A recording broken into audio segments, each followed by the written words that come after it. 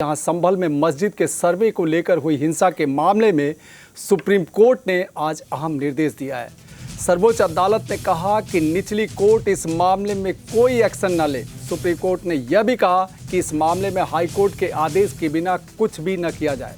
हालांकि सुनवाई के दौरान सुप्रीम कोर्ट ने याचिकाकर्ता से यह भी पूछा कि वह सुप्रीम कोर्ट आने से पहले हाई कोर्ट क्यों नहीं गए। दरअसल ये याचिका मस्जिद कमेटी ने दाखिल की है।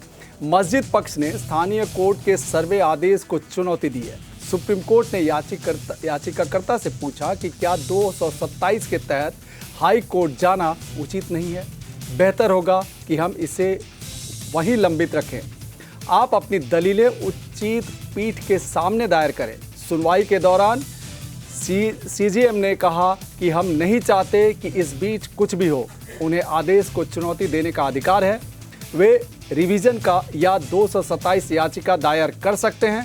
कोर्ट ने यह भी कहा कि जिला प्रशासन सभी दलों के प्रतिनिधियों के साथ शांति समिति बनाएगा।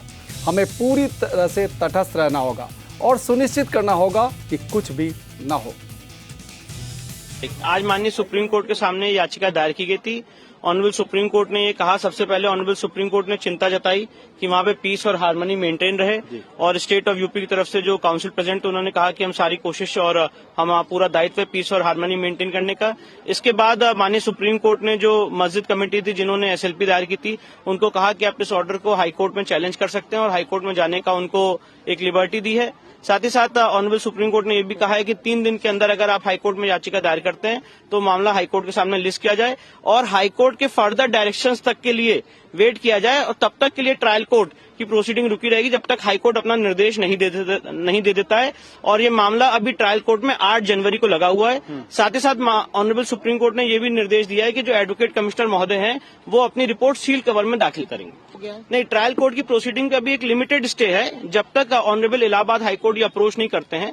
और जब ऑनरेबल इलाहाबाद हाईकोर्ट अप्रोच करेंगे और मैटर ऑनरेबल हाईकोर्ट में लिस्ट हो जाएगा तो ऑनरेबल इलाहाबाद हाईकोर्ट डिसाइड करेगी कि ट्रायल कोर्ट की प्रोसीडिंग स्टे रहनी की नहीं रहनी है। पर साथ ही साथ जो एडवोकेट कमीशन है उसको रिपोर्ट दाखिल करने से नहीं रोका गया है। वो अपनी रिपोर्ट दाखिल करेंगे और सील कवर में दाखिल करने की बात कही गई।